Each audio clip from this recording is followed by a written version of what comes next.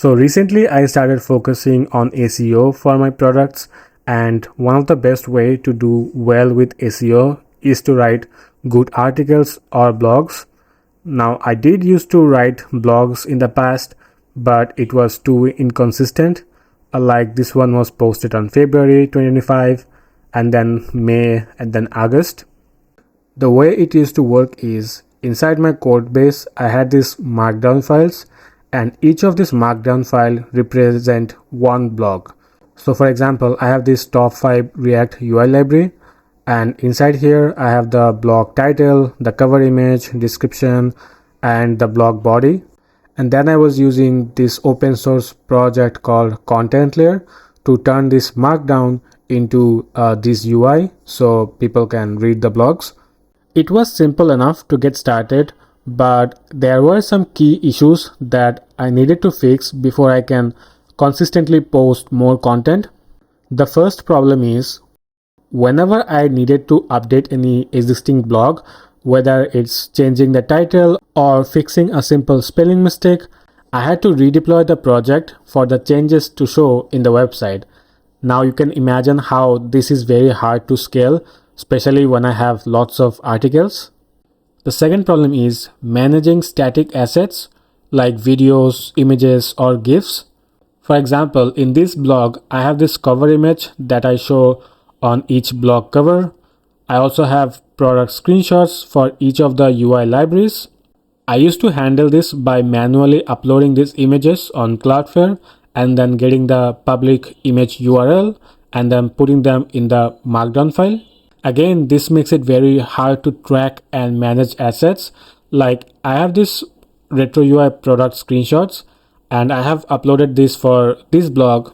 I might need this exact image for some different blog, so uploading it twice doesn't make sense, right?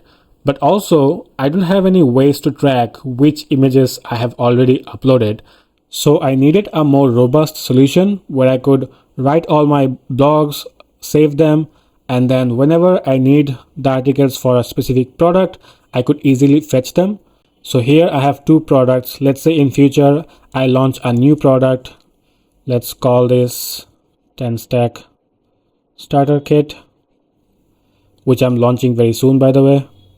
And if I need to write articles for 10 stack starter kit, all of them will be stored here, and then I can just fetch them whenever I need, like this. So basically I needed a headless CMS. If you don't know what headless CMS is, I recommend you watch this video. It explains it very well. But on a very basic term, in a traditional CMS architecture like WordPress, your frontend and backend lives together and then rendered on a website. Versus in a headless architecture, the headless CMS only handles the backend part and then exposes a API layer, and then your frontend can fetch the data, visualize them in website, app, e-commerce, AI, or any embedded systems. So this might look very similar to what we have over here, where all of our content lives inside the CMS, and then we can fetch them in our different products and visualize them however we want. Now there are lots of different headless CMS out there. You have Strapi, which is probably the most popular one out there. You have Sanity.io, which is also very popular and very optimized for content sites. There is also Contentful, which I see a lot of people use, but the one I went for is called Payload CMS. So these are some of the reasons why I picked Payload CMS. Number one is it's open source and you can install this with a simple npm command. I think it took me like 5 minutes to deploy this on my Cloudflare account. The second reason is it's built with Next.js, so it's very easy to work with for us React devs. The last reason is Payload has a really good digital asset management. It helps you with managing all your media, which I really needed as I mentioned earlier. There are also some other neat features you will see in the demo. Alright, let me show you my CMS portal and how I am using it to visualize the blogs in my project. So as I mentioned, I deployed this on Cloudflare Workers. It's costing me $5 per month for that. So I have this CMS Studio project, and inside here the D1 database and R2 bucket is connected. So all my data goes to the D1 database and static assets goes to the R2 bucket. And you can see the content is also globally distributed. And I have connected a custom domain to the project, cms.retroui.dev. And if you visit this project, this is what you will get, a default UI provided by Payload CMS. So let me log in, give my email password. And this is the admin portal. Here you can see all my collections. So I have a user collection, a media collection, tags, and all my posts. And all of this is configured on my Payload CMS codebase. And if I show you that, here you can see the source folder. And inside here, I have the app and the collections. This will look very familiar with Next.js because Payload CMS is using Next.js. Inside the collections, all the table schema lives. So here you can see the media. And inside here, I specified all the fields that I need for the media table. And here is the posts. And inside here, I have specified all the fields each post will have, like the title, which will be a text, a slug, which product it belongs to, and then status, published at, when it is published, and some other fields. So because of this configuration, when I go to an admin portal and click on a new post, here you will see those fields, the title, the featured image, this select box, the product that you saw over here. Now, this is not a Payload CMS tutorial video, so I will not get too deep into the code base. But if you guys are interested in that, let me know in the comments. So let's get back to the portal. And I will go to the posts. And here you can see the list of all the blog posts I have written. Let's go to this one. Top 8 Figma kit you must check out. Here I have this title, a short description. This is the featured image that is rendered in the UI. This one. And then inside the content, I can write the blog. I can also make it full screen so I don't get distracted when I'm writing the content. And let's say I need to add a new image. So I can just click on upload. And here you will see all the previous uploaded media. So let's say I need to add this one. I can just click on this and it will be connected. I didn't need to re-upload this image. So it helps you with tracking all the media, as I mentioned earlier. But let's say you need to upload a new image. So just go ahead and add upload.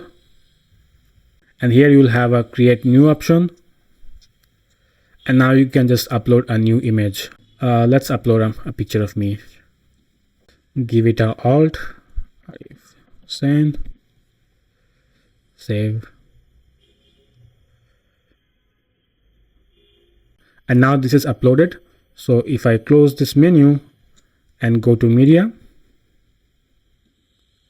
and you can see this image that we just uploaded.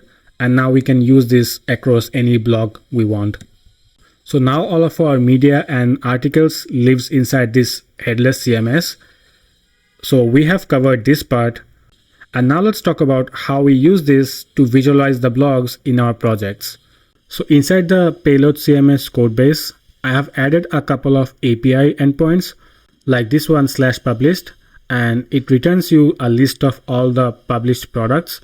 So if you go to cms.retroui.dev/API/posts/published, you will see a big list of JSON data, and this will include all the published blogs. And then I'm using this API route in my Retro UI project to fetch the data. And then once I have the list of posts, I am just looping through them and showing them in the UI. And that's how we get this list of articles. Now let's talk about the detailed blog page, like when you have to show the whole content. So for that, I have a separate API route in my Payload CMS codebase. Let's close this one. Yeah, this is the second one. So here you use the /slug route, and then I use the slug to find the unique blog post from the database. So if you go to API/slug and then pass the blog slug, let's copy this one.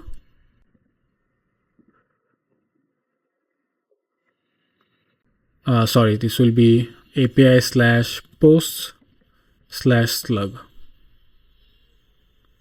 And here you can see the full content of the blog, including the content field, which has the content of the blog. So Payload CMS uses a lexical rich text. So the content might look like a big JSON data, but if you look carefully, you will see the whole text that we have over here. And this is a paragraph, so we have the paragraph type over here. This doesn't have any unique style, so the style field is empty, the direction is null. And then if you scroll down, you will see the headings, one retro UI, and this is also a text, but the type is heading and the tag is h2, and that is rendered over here. And the way we convert this lexical text into HTML or React is also very easy, because Payload CMS provides a React library that does it for you. Let me show you that part. Let's go back to the React code base. So this is the blog detail code. Here you can see I'm using that same API route to get the data.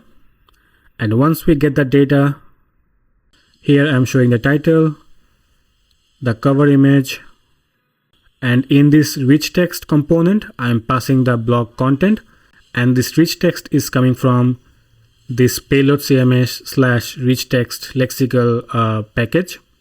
You can just find it if you search for Payload CMS rich text.